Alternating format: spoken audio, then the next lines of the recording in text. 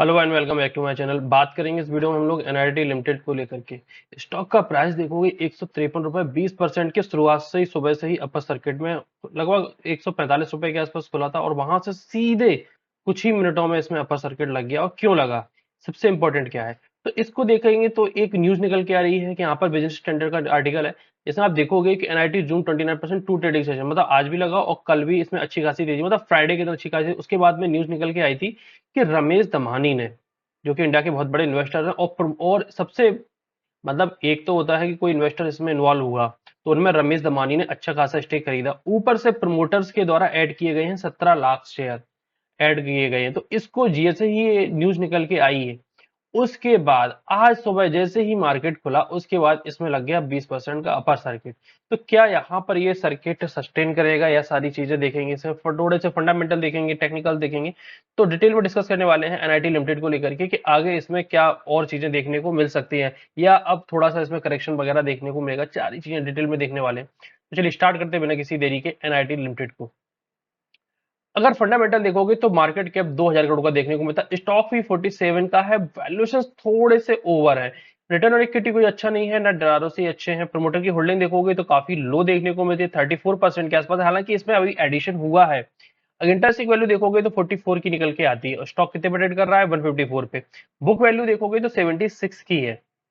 Book value definitely काफी अच्छी है। प्राइस टू बुक वैल्यू देखोगे तो लगभग 2 के आसपास निकल के आएगी।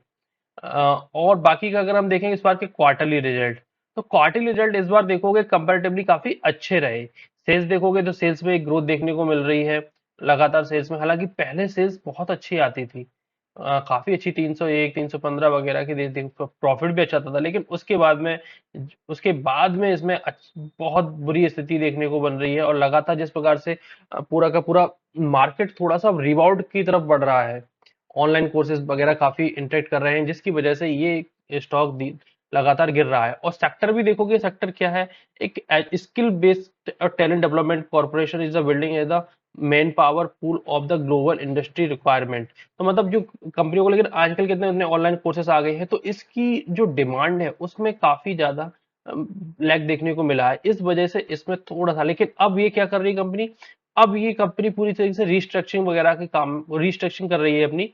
उसकी वजह से कुछ देखने को यहाँ पर डेवलपमेंट और अच्छी तेजी से देखने को मिलेंगे। अब हो सकता है ये पूरी तरीके से रिवाउंड हो, पहले काफी अच्छे इसके सब चीजें रहती थी। यहाँ पर देखोगे तो जून 2024 में अब इनकी सेल्स थोड़ी सी बढ़ती देखने को मिल रही है। प्रमोटर्स के देखोगे तो प्रमोटर्स की काफी अच्छे हैं, पहले इनका देखोगे तो यहाँ पर काफी अच्छा था। मार्च 2020 में तो ये अदर इनकम का है, और हालांकि पास इनके, तो ठीक है। अभी टेक्निकल फंडामेंटल तो उतने अच्छे नहीं है, क्योंकि ऑपरेटिंग प्रॉफिट अभी भी लॉस में निकल के आ रहा है। थोड़ा सा अदर इनकम के कारण से इनका काम धाम चल रहा है, नेट प्रॉफिट भी इसी वजह से, अदर इनकम की वजह से ही इनका पॉजिटिव में देखने को मिल रहा है। तो उतना अच्छा फंडामेंटल तो नहीं है। इक्विटी कैपिटल देखोगे तो 27 करोड़ की है। रिजर्व देखोगे तो 1007 के हैं। यहाँ पर एक चीज इंटरेस्टिंग है कि बायबैक देखने को मिल रहा है लगातार। यहाँ पर 33 करोड़ की इक्विटी कैपिटल थी, उसको मार्केट 2020 में 28 करोड़ की बची, अब 27 की देखने को मिल रही है। तो बायबैक कंटिन्यूसली चालू चालू है। वहीं शेयर होल्डिंग पैटर्न देखोगे तो यहाँ पर अभी हाल ही में स्टेक बाय किया हुआ है, तो अभी ये अपडेट नहीं है। जब अगला क्वार्टर का आएगा सितंबर का, तब इसमें अपडेशन हम लोगों को देखने को मिलेगा। एफआई का देखोगे तो एफआई का 17% है, और डीआई का, तो मतलब इंस्टीट्यूशन काफी ज्यादा हैविली इसमें इन्वेस्टेड है। इसी वजह से स्टॉक का प्राइस इतना ज्यादा देखने को, गिरता हुआ देखने को नहीं मिला है। तो फंडामेंटल तो हो गए, अब देख लेते हैं जो इंपॉर्टेंट है टेक्निकल। इसका सबसे पहले एक काम करते हैं, बीएसई पे चार्ट निकालते हैं, बीएसई पे क्या रह रहा है, और फिर देखेंगे इसके सबसे इंपॉर्टेंट। यहाँ पर एक क्लियरली देखने को मिलेगा, बीएसई पे भी इतना ज्यादा डेटा अवेलेबल है। बिल्कुल है। पुराना डेटा है ये। अच्छा, इसको वीकली चार्ट पे करते हैं कि वीकली चार्ट पे क्या बन रहा है। अ, ये देखिए, फंडामेंटल इसके डाउन हुए, लेकिन जो इंस्टीट्यूशन की होल्डिंग्स थी उस वजह से ये स्टॉक इतना ज्यादा करेक्ट नहीं हुआ है। यहाँ पर देखोगे 2021 के बाद में एक अच्छी खासी तेजी देखने को मिली, क्योंकि फंडामेंटल सुधरे रहे थे, उसके बाद में गिरे। अब वापस से यहाँ पर देखोगे तो वीकली टाइम फ्रेम में एक स्ट्रांग तेजी यहाँ पर देखने को मिल रही है। आज तो क्लोजिंग आई है, और यहाँ पर देखोगे अगर इसका हम लोग अगर देखें तो एक ये एक रेजिस्टेंस जोन था।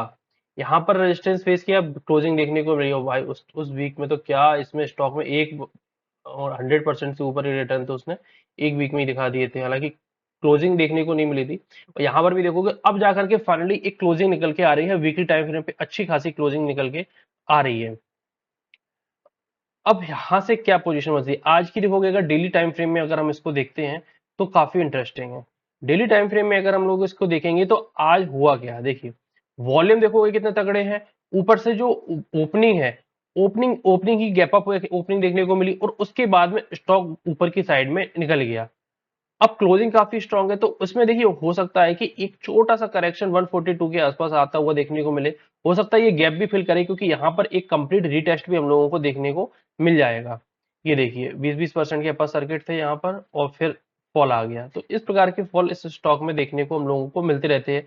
कंसोलिडेशन काफी लंबा इसमें चलता रहता है, और ये ट्रेंड लाइन हम लोगों के लिए काफी एक वरदान साबित हो सकती है कि इस ट्रेंड लाइन को हमेशा अपना इंटेक्ट बना करके रख सकते हैं। तो इसके नीचे का हम लोग स्टॉप लॉस रखेंगे, बहुत ज्यादा इसमें नहीं जाना चाहिए, क्योंकि फंडामेंटल उतने अच्छे नहीं है। अब डेफिनेटली प्रमोटर्स बाय कर रहे हैं और रमेश दमानी ने बाय किया है, तो ये इनके इक्विटी कैपिटल्स देखोगे तो बहुत मामूली सा इन लोगों ने बाय किया होगा, इनके टोटल जो वर्थ है उसका।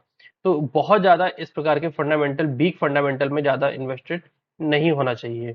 अगर स्टॉक थोड़ा सा डाउन आता है तो ये स्टॉप लॉस हम लोग ने 118 रुपए के नीचे का स्टॉप लॉस के साथ में इसमें स्टॉक में देखना चाहिए, और स्ट्रिक्ट स्टॉप लॉस रहना चाहिए। अगर हिट होता है तो इजिली हम लोगों को एग्जिट भी के प्लान्स के बारे में भी सोचना चाहिए। और ऊपर की अगर हम लोग टारगेट देखें तो थोड़ा सा डिप आए तो डेफिनेटली वहां से यहाँ से 200 और 250 तक के टारगेट के लिए जाना चाहिए। और क्यों जाना चाहिए ये भी देखते हैं। वीकली टाइम फ्रेम में आते हैं, तो यहाँ से जो इसका लो है, एक सेकेंड, इन्फो लाइन है, और यहाँ से अगर देखोगे तो हम लोग कुछ यहाँ तक देखते हैं, और इसको लेकर के अम, ये थोड़े से सॉरी नीचे हो गई है, या कोई 250 तक के टारगेट हम लोगों के लिए निकल के आ रहे हैं यहाँ से। बिल्कुल 250 तक के टारगेट्स के लिए यहाँ पर देखा जा सकता है। 250 220 से 250, ये दो टारगेट हम लोग इसके स्टॉक को लेकर करके रिगार्डिंग चल सकते हैं। आप लोगों का क्या व्यूज है कमेंट बॉक्स में जरूर बताइएगा, और किसी भी निवेश से पहले अपने फाइनेंशियल एडवाइजर की सलाह जरूर लें। तो ये थे एनआईटी को लेकर के डिटेल में टेक्नो फंड एनालिसिस। मिलते हैं अगली वीडियोस में। धन्यवाद।